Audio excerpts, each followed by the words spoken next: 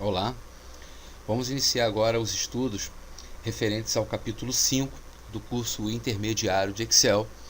Sugiro que antes de você assistir essa videoaula, que você leia a apostila completa referente a este capítulo, para que você consiga entender melhor o conteúdo que é aqui passado.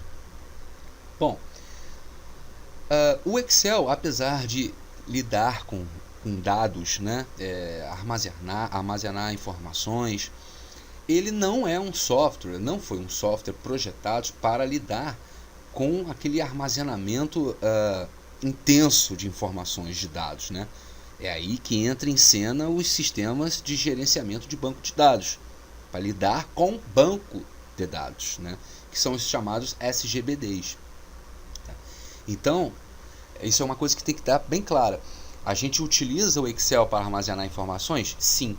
Mas dependendo das informações, dependendo da forma que a gente quer que esses dados sejam armazenados, nós iremos utilizar os sistemas de gerenciamento de banco de dados, que são focados em gerenciar dados, né, de forma persistente. Mas é possível fazer o Excel lidar, interagir com esses sistemas.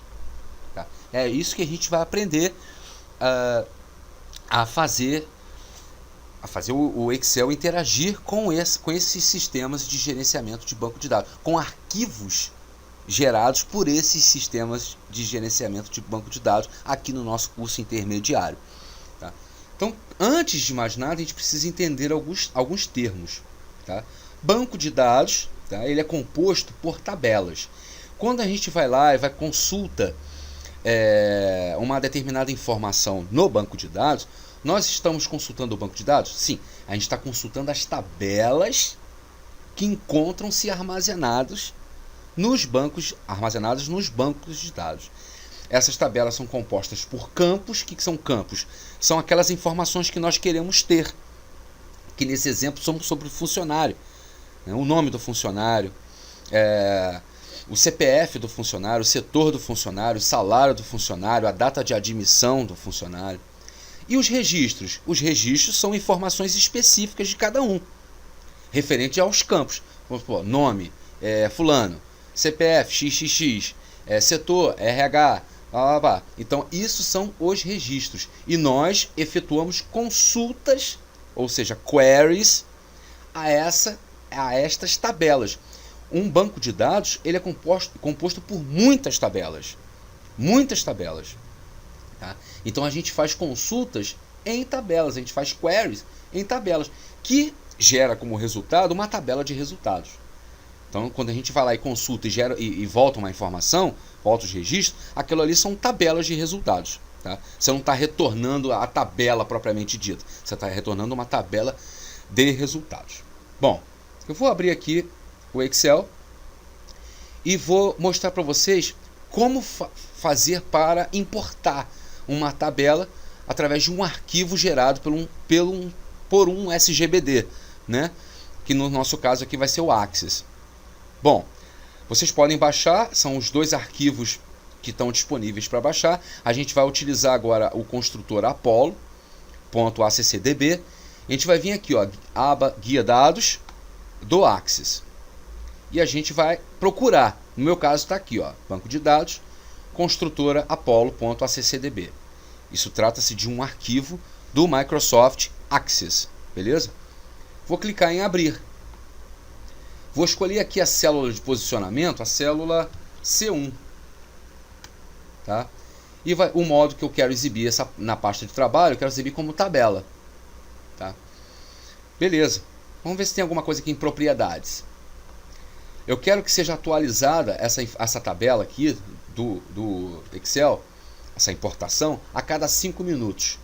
Beleza? Só isso que a gente vai alterar aqui. Ok. Em C1, beleza, ok. Pronto. Está aí recuperada a tabela dos registros que se encontram lá naquele arquivo do Access. Tá? Então é assim que nós trabalhamos com importação de tabela. Já veio tudo lá preenchido. Por quê? Porque já está tudo isso lá naquele arquivo. Então a gente fez o quê? A gente fez com que o Excel interagisse com arquivos resultantes de outros aplicativos. Tá? Nesse caso, de uma base de dados. Note que foi recuperada uma tabela de resultados inteira. Olha aqui, ó. E se quiséssemos, por exemplo, recuperar os funcionários contratados a partir de 2012. Ou seja, se a gente quisesse recuperar registros específicos e não todos. Vamos supor que aqui tivesse 1000 registros. A gente não quer esses 1000 registros. A gente quer registros específicos agora. Então a gente vai utilizar uma aplicação que encontra-se disponível no Excel chamada de Microsoft Query. A gente vai criar uma nova plan aqui e a gente vai fazer isso. A gente vai lá em dados de outras fontes do Microsoft Query.